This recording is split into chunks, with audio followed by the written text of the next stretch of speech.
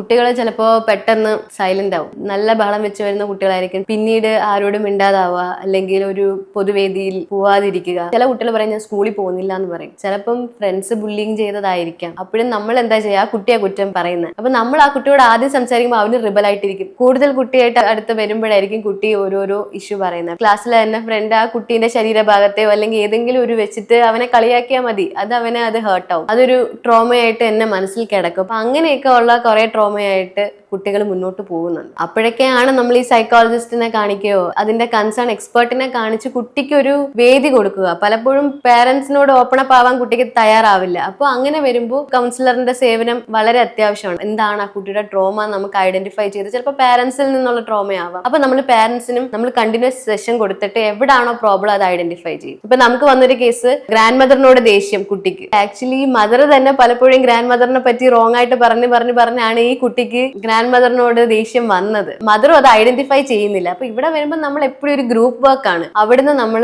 Point out ചെയ്തിട്ട് പിന്നെ ചിലപ്പോൾ ആ കൗൺസിലിംഗ് കൊടുക്കേണ്ട പാരന്റിനായിരിക്കും. കൊണ്ടുവരുന്ന ക്ലയന്റ് മാറിയിട്ട് കൊണ്ടുവന്ന ആൾക്കാർക്ക് നമ്മൾ കൗൺസിലിംഗ് കൊടുക്കുന്നത്.